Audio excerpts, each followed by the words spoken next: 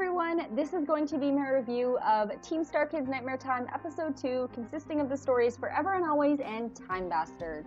One thing, the main thing I noticed with this episode is so far Hatch Appeal has been very supernatural focused. With just all the things going on. This week was very sci-fi. It took a hard turn into the sci-fi with all the stuff happening.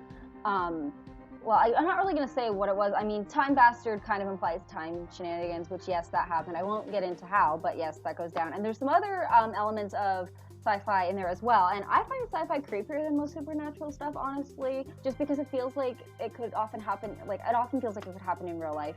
So that kind of gave me the chills a couple times. The other main thing I noticed this week, it was very guy who didn't like musicals heavy in terms of characters. First story was about Paul and Emma, and second story was about Ted.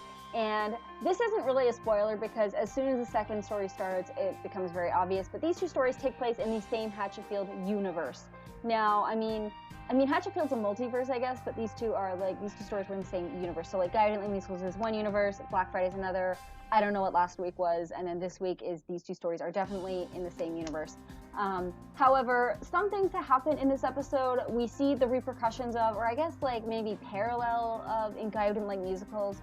But yeah, there's no way things went down to make those things happen the same way in Guy Who Didn't Like Musicals as they did here, so I'm not sure what's up with that. It just really raised more questions than it answered. It raised questions I wasn't even thinking to ask about, so I'm like, whoa, this is getting really weird. So yeah, definitely expanding the lore, and there were a couple of big reveals. Speaking of Guy Who Didn't Like Musicals, that show, there's something about that show that feels kind of I don't want to say quaint, or it just feels a little bit separate from the other Hatchetfield shows, because again, this is another minor spoiler. Black Friday had Wiggly. Last week's episode, the Watcher World Story had Blinky. This week has another little creepy creature messing around with stuff. I'm not going to say who it is, what its name is, or what it does, but yeah, there's another one. And Guy Who Didn't Like Musicals didn't have one of those. They had a meteor that came down and caused this musical thing to happen. So I'm wondering maybe if there was a creature we didn't see that sent the meteor down, or maybe all the creatures in the other story sent the meteor down. Maybe they all exist, and I don't know. Yeah, it just feels very different because everything is here's a little creature causing things, and then Guy Who Didn't Like Musicals is just oh yeah, it was a meteor. So I assume there's more than meets the eye there. Production-wise, this episode was really good. I think it might have been even better than last week.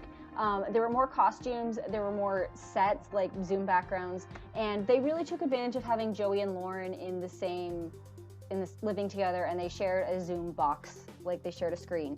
So that their characters interacted once in a while, face to face, so it kind of made for more natural looking interactions. Because when people interact from one Zoom camera to another, it's you're hugging like this, or in this case, or the Nightmare Time case, stabbing someone or killing someone, and then the other person has to react on the other end. But yeah, they could do more physical stuff in the same screen.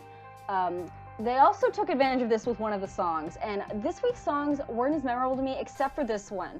The one during the end credits that Joey and Lauren sang together. It was just really funny and really great, and they did a really good music video for it. So they stepped that up from last week as well. I'm not going to say which character it was about. It was about a character that we know in Hatchetfield before. We're familiar with this character.